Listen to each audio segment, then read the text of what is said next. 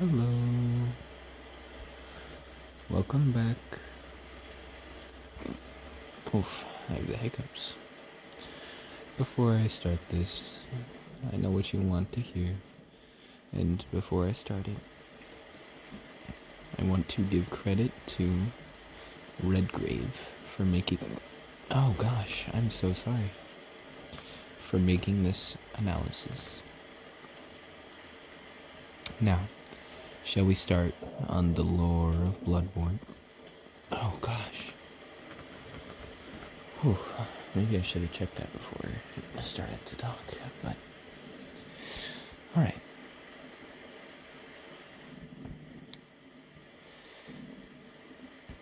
Let's see. I'll just read this whole analysis. It's 90 pages, so don't expect me to read this all in one sitting, but I will read a lot of it. Well, at least some of it. I didn't really like Dark Souls. Objectively speaking, it's a great game. The gameplay is solid, the world is compelling, the characters are interesting. Maybe it's because Maybe it's because of the Demon Souls fanatic that I was.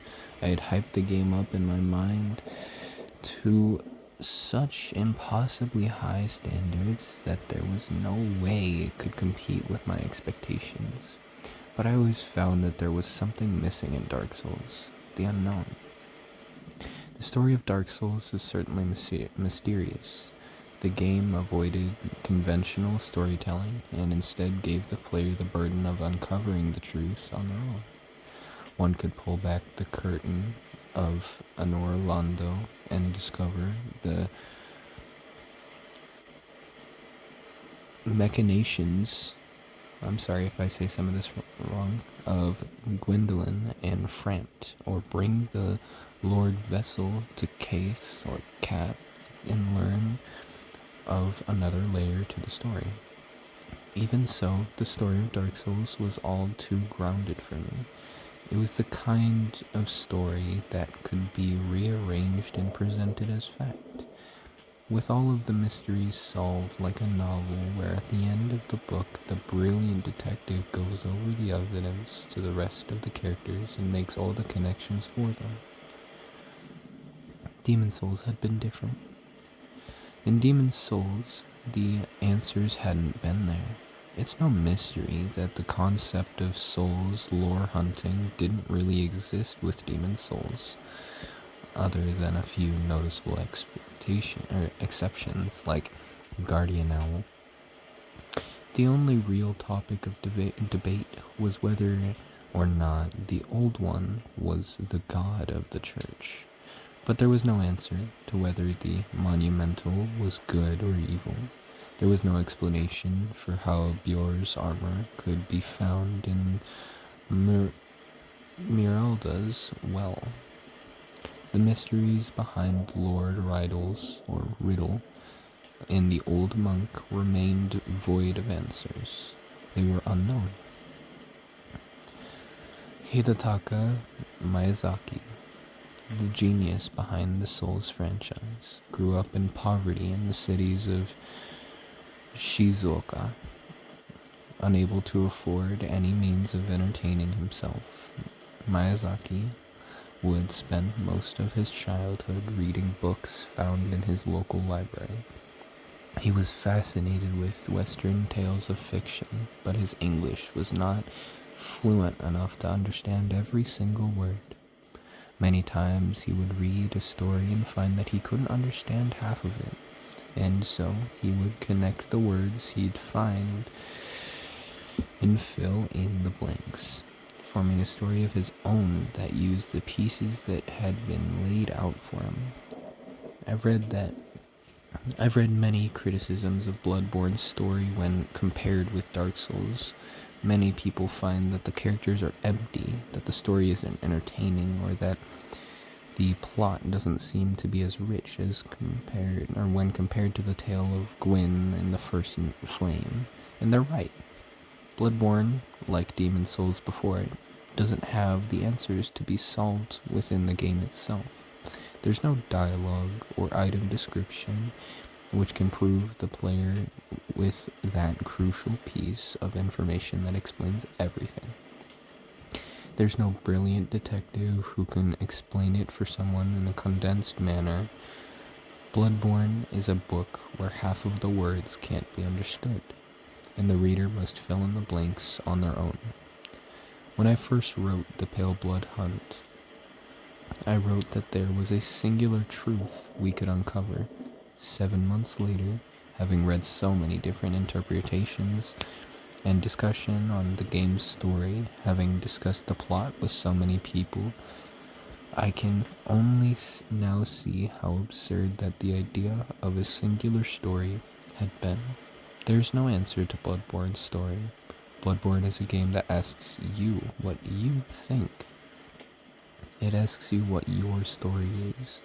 What do you make of the unknown? This is my story. This is my eldritch truth.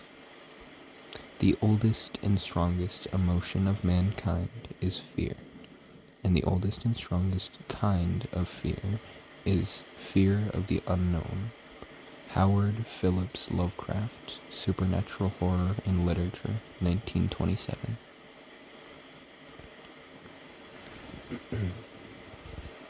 Chapter 1.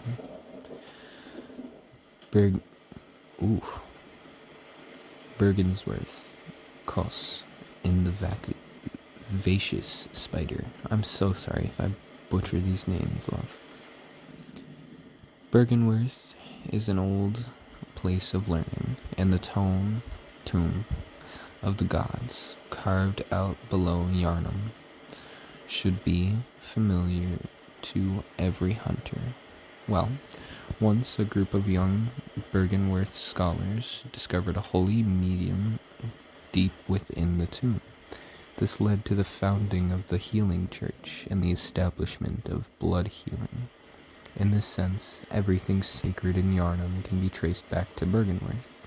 Alfred, the vile-blood hunter. Everything begins at Bergenworth. An old institution of learning, Bergenworth was built in a peaceful, secluded area, away from the neighboring city and close to a great lake. It is here that a group of individuals studied and explored the depths of human knowledge. For starters, I will only use information and evidence that can be found inside of the game. I will save my personal interpretations and beliefs for the end so that you can make up your own mind about the evidence presented. There were many students at Bergenworth. There were, however, certain individuals of note other than the students, figures of importance who formed the inner circle, so to speak. Well, not all of them were scholars. For the purpose of this analysis, I refer to this group of individuals as the Bergenworth scholars, or the scholars for short.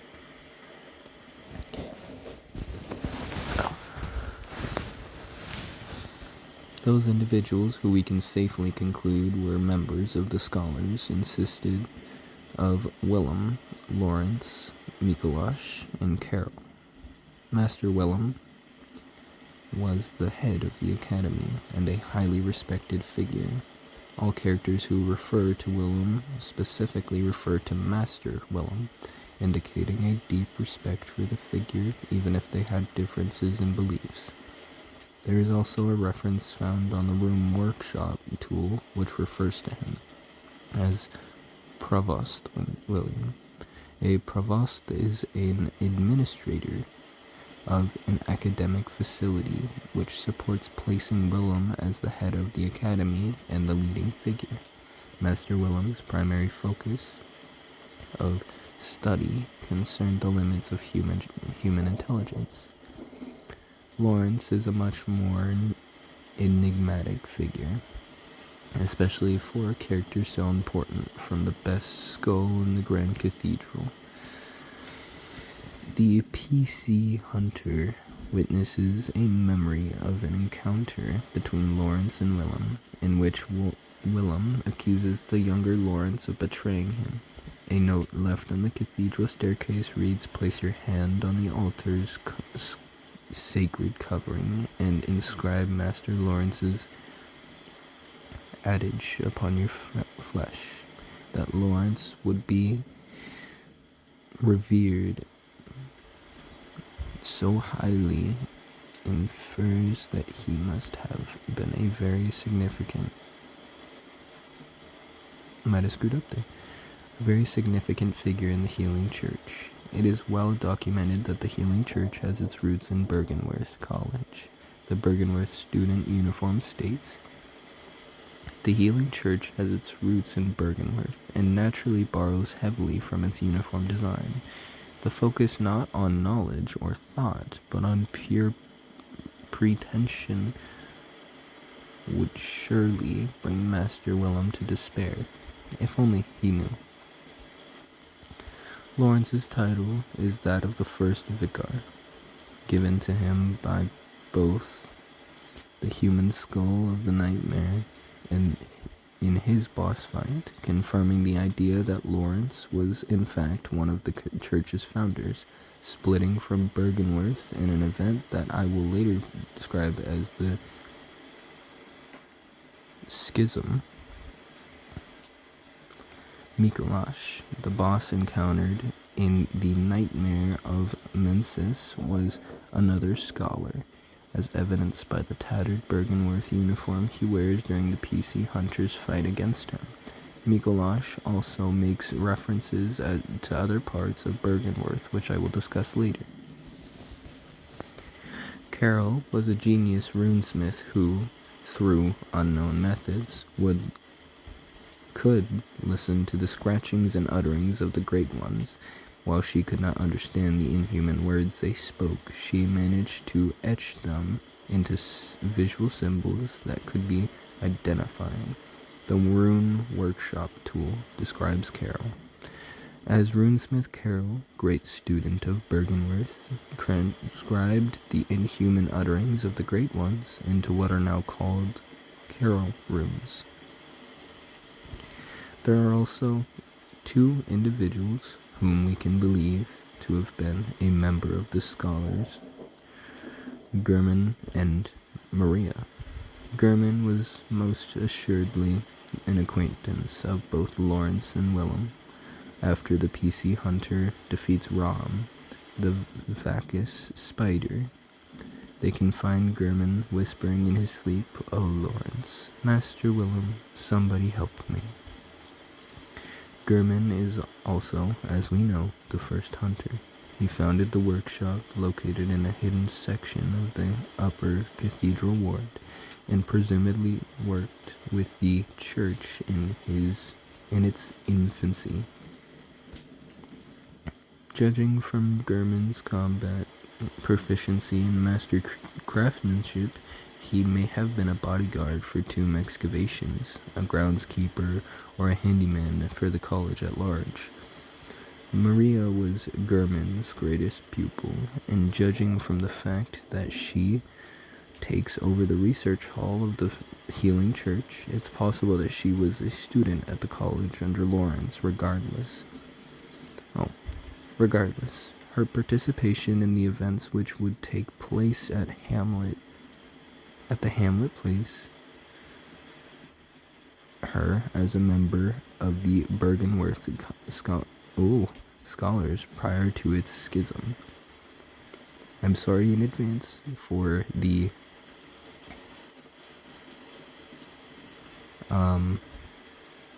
weird, inconsistent speech. We can now look at the scholars, having explored each one individually as a collective unit. Willem, Lawrence, Mikolash, German, Maria, and Carol were individuals at the Bergenworth College, an institution dedicated to the furthering knowledge and the exploration of the massive labyrinth built underground. It was in this labyrinth that the scholars made the discovery that it would put every event in Bloodborne into motion. Indeed, Indeed, the entire history of Bloodborne can be traced to a single defining moment, in which the scholars discovered something deep inside the ancient Sumerian crypts. The executioner Alfred muses that once a group of young Bergenworth scholars discovered a holy medium deep within the tomb. This led to the founding of the Healing Church and the establishment of blood healing.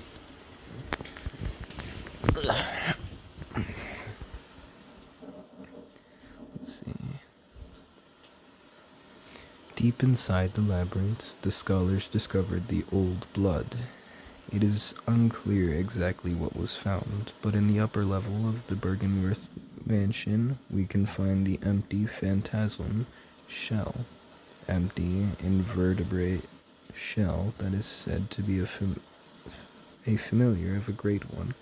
The Healing Church has discovered a great variety of invertebrates, or phantasms as they were called. Whatever was found, it was proof of the existence of the Great Ones. It's possible that the scholars discovered Ebrietes, the abandoned and left behind Great One, who would later commune with the Healing Church. They certainly discovered a source of the old blood, the tainted blood of the Great Ones. Whether it was Ebrietes, I don't know how to say his name, I'm sorry in advance, or something else, is unclear.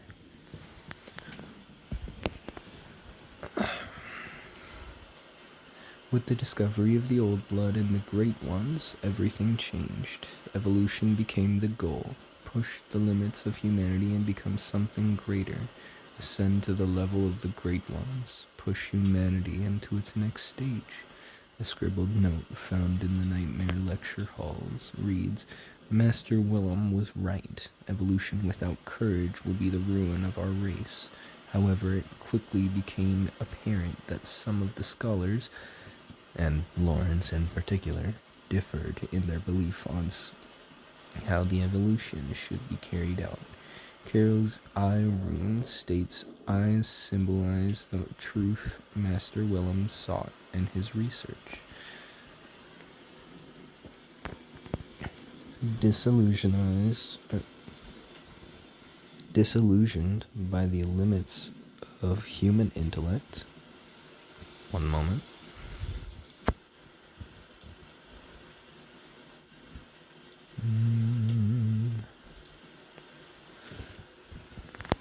Master Willem looked to beings from higher planes for guidance.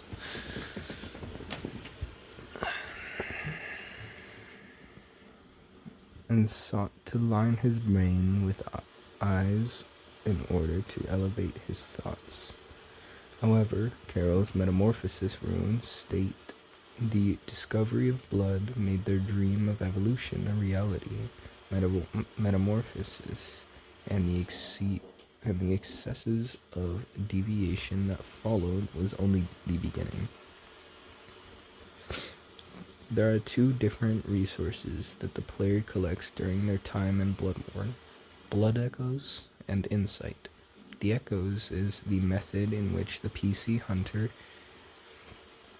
gains power, while insight is the method in which the PC hunter gains knowledge.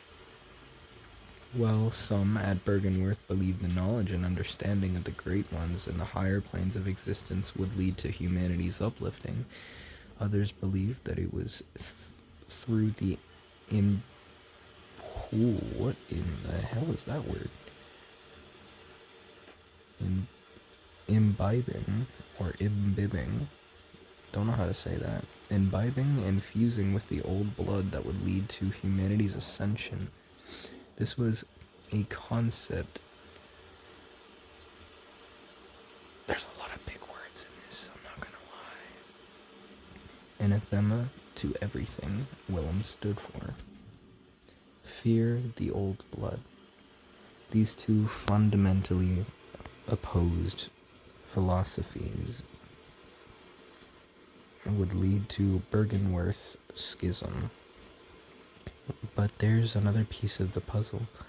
Upon entering the fishing hamlet in the hunter's nightmare, the PC hunter is greeted by a fishkin muttering to himself, Bergenworth, Bergenworth, blood-crazed murderers, blasphemous friends.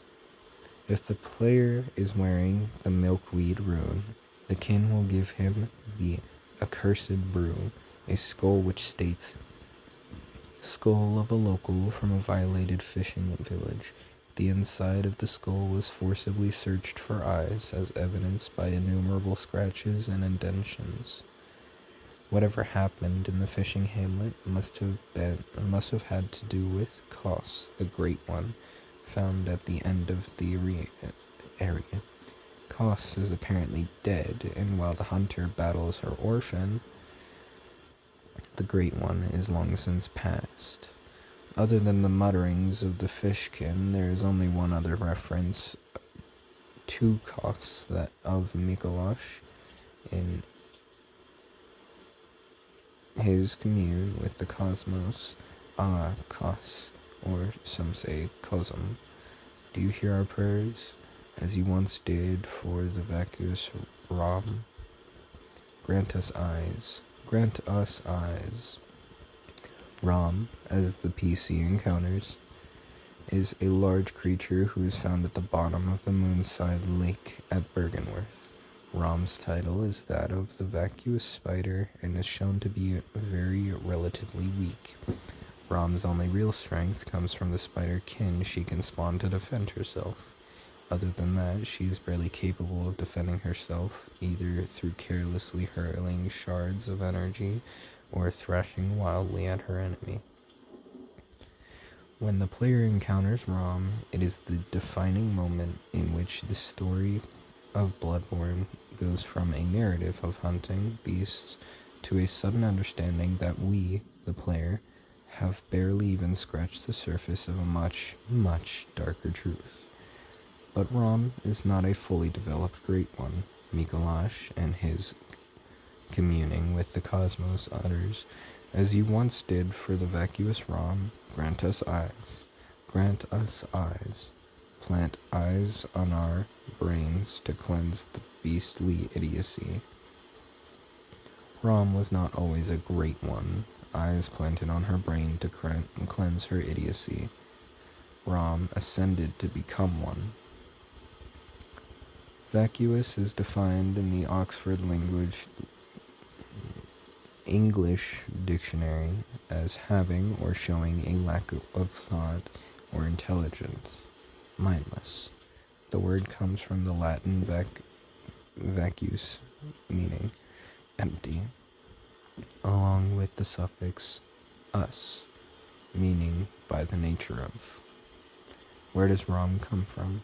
Who is she? What is her relation to the dead Great One Kos? What follows is purely my own interpretation and belief based on the evidence I have gathered. Do not consider any of this as solid fact. Instead, use it as my interpretation so that you can gather your own beliefs. In Bergenworth, Master Willem and his students toiled away to evacuate the Sumerian labyrinth underground, studying their gods and exploring the depths of human intellect. The Bergenworth scholars made two major breakthroughs in their study. The first major discovery was the old blood, specifically the blood of the Great One. It's possible that this Great One was a Idiocy. As in the Bergenworth lecture hall, we can discover the augur of Idiocy. And we also find an empty phantasm shell in the upper chamber of the Bergenworth mansion. The second great discovery was Kos. When I first played the Old Hunters DLC, my initial impression had been that it was the Bergenworth scholars who had killed Kos. When I shared this theory, many people pointed to the description of the Kos parasite, which states, When the carcass of Kos washed up on the coast, its insides were teeming with tiny parasites, unlike any found in humans. The argument was that this evidence gave to the fact that Kos had actually been dead prior to the encounter with Bergenworth, having washed up on the coast of the fishing village. I was unsure about my conclusion and couldn't decide which theory was more accurate until I played through the DLC a second time and encountered Maria. Her words, now that I had seen the entire picture, made much more sense. A corpse should be left alone. Oh, I know very well how the secrets beckon so sweetly. When I first encountered Maria, I had naturally assumed she was talking about her own corpse. Now that I had seen what lay beyond her care, everything fell into place. As I wandered around the Fishing Hamlet, taking a look at its design and features, I came to a new conclusion. Look at how the kin of the hamlet threw their harpoons, how the giants wield massive anchors, how the wrecks of mighty vessels line the coast. This isn't some quaint fishing village, it's a whaling town. Prior to the release of the DLC, many players had noticed the strange masts sticking out of the water in the Nightmare Frontier. We can now see the origin of these vessels, the hamlet. The villagers must have sighted the Great One Kos in the sea one day, rising up and taking arms to kill what they must have perceived as a monster. They hunted and killed her, losing many of their whaling ships in the process, but inevitably returning home victorious, having sent the creature back to sea. But one day, the corpse of the dead Great One washed ashore. When the villagers investigated the corpse, they found it teeming with parasites, which soon infected and took over the minds and bodies of the villagers, transforming them into the kin that we now encounter them as. Inevitably, word reached Bergenworth of the dead god on the hamlet. They sent 2 individuals to investigate the hamlet, German and Maria. The announcement trailer featured German with his scythe extended, walking into the hamlet, and we find Requio, Maria's weapon, in the hamlet's well. German, the first hunter, traveled alongside his great pupil Maria to the hamlet and butchered the kin. The skulls were split open in search of eyes, and the first hunters carved a path towards the corpse of Kos. It is there that their greatest blasphemy was committed. The elevator to the Healing Church Research Hall depicts 3 statues hovering over a child examining it. The central figure is clearly a depiction of Master Willem, featuring the same robes and hat as the provosts. German and Maria, the dead Kos, had been pregnant, the unborn fetus still intact. A very important rule of Bloodborne's world is that even if an individual dies in the waking world, their consciousness may still remain in the dreamlands. This is something that will come up time and time again, and is evidenced by the existing of Mikolash's corpse in the waking world. The unborn, murdered Great One was brought back to the Bergenworth College and dissected in the name of science. What was retrieved was a cord of the eye, the orphan's umbilical cord. And it was then that Master Willem, the greatest mind of Bergenworth, had an epiphany. Willem is quoted in the description of the Great One's wisdom as having stated, "We are thinking on the basis of planes. What we need are more eyes." The eye is indeed the symbol representing not just insight in the player's HUD, but also knowledge of the higher planes of existence and the great ones.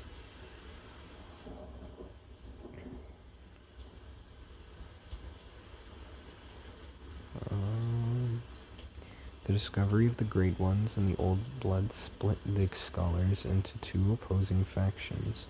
One I have dubbed the Loyalists, led by Master Willem. The Loyalists believed in humanity. The Loyalists believed in evolution through eyes, the accumulation of insight that would let humanity ascend. This faction consisted of Willem and his students. The other faction, which I have dubbed the Radicals, was led by Lawrence.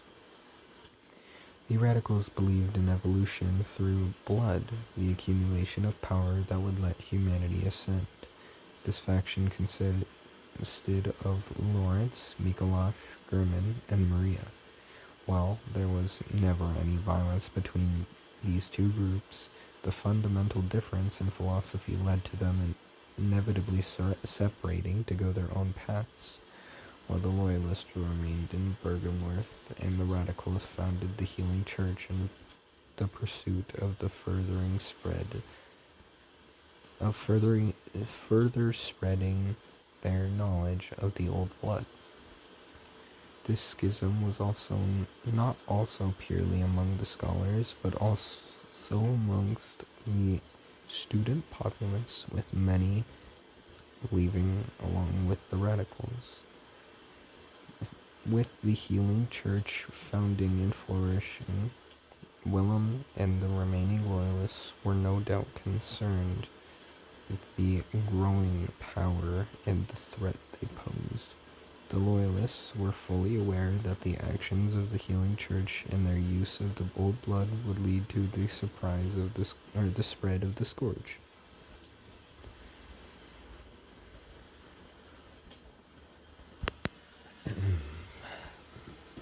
While the Healing Church spread throughout Yarnum, Willem and the remaining Loyalists got to work on their own research. This is where things get fuzzy, as there is little information available on this crucial point in time. What we can see, however, are the results of the Loyalists' research.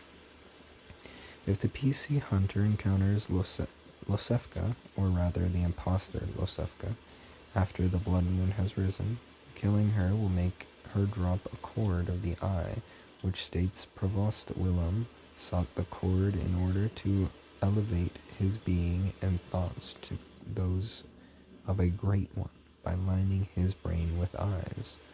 The only choice he knew, if man were ever to match their greatness. When the PC hunter first enters the Bergenworth mansion, they encounter on the second floor an NPC hunter named Yuri, who appears to be a member of the choir, the highest ranking members of the church. Yuri wields a call beyond the choir's ultimate weapon, and wears the blindfold cap in the attire of a choir member. This would show that the choir returned to the ruins of Bergenworth from time to time in order to gather old research notes or artifacts. That the imposter... I just realized that's an I.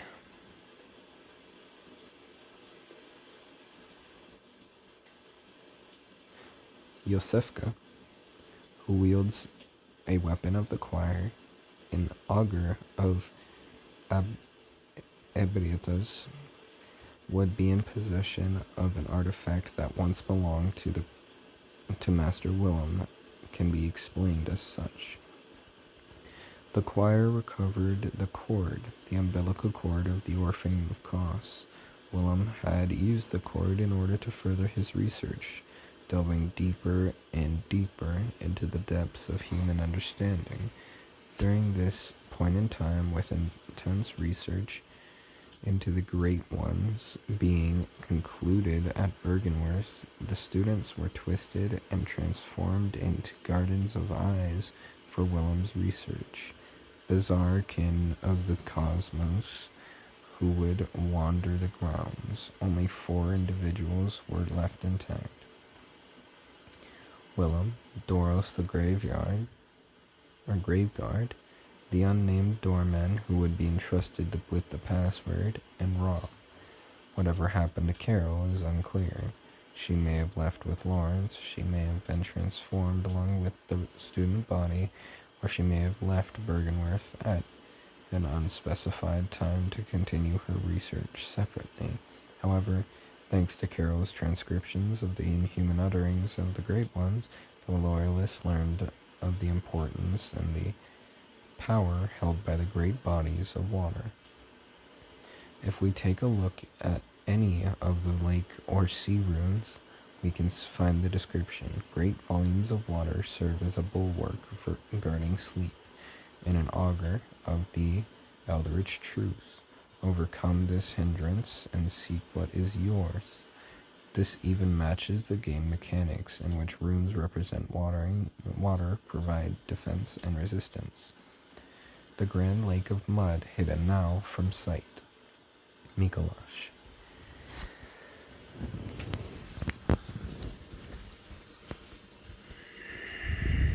Master Willem's last great ritual ascended Rom into that of a newly formed Great One. Placed at the bottom of the Moonside Lake, Rom's empty mind served as a shield for our physical plane, protected by the great body of water.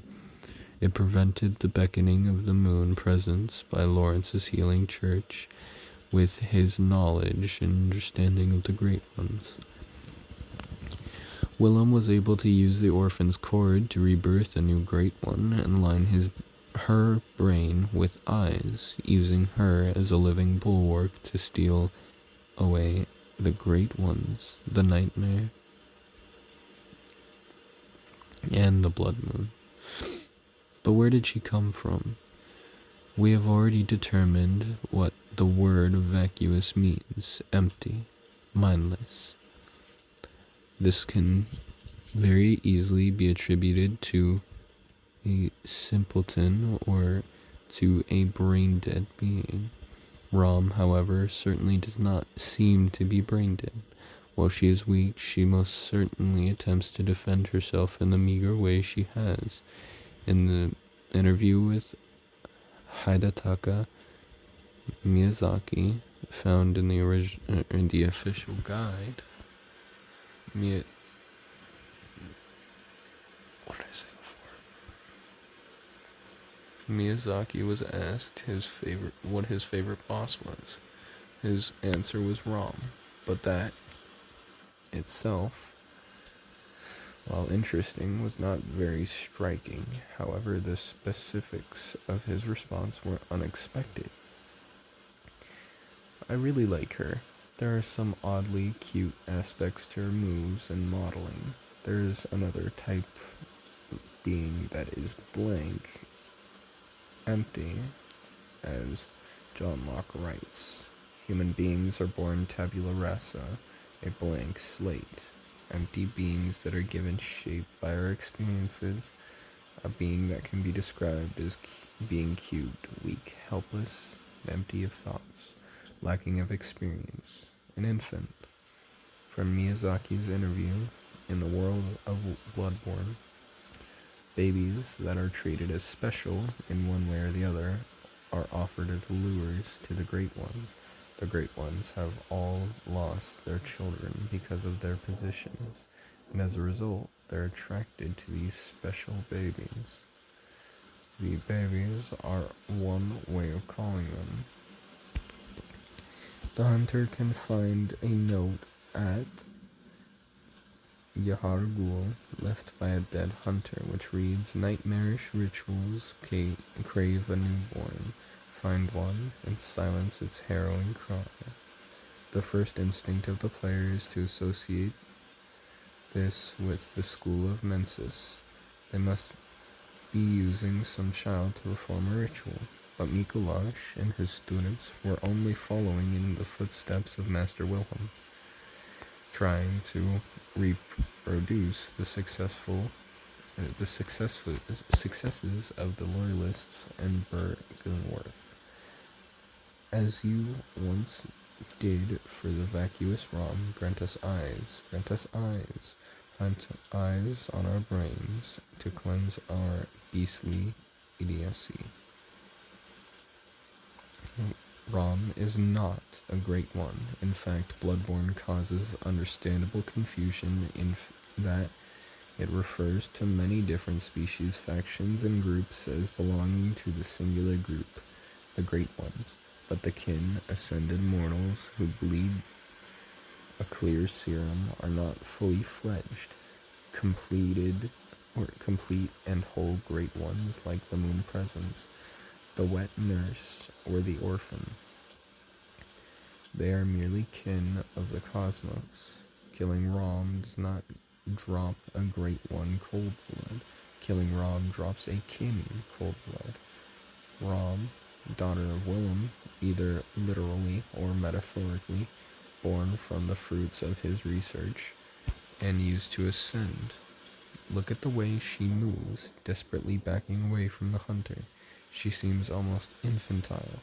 Unlike the rest of the kin that are encountered, Rom has no natural defense mechanisms other than her ability to manipulate energy. If you ask me, she doesn't look like a spider at all. She looks like a caterpillar, an infant form of a butterfly, one that may have become beautiful. And at that, I'll leave it off there. At good old page 15 of 104. Well, I'll be back soon.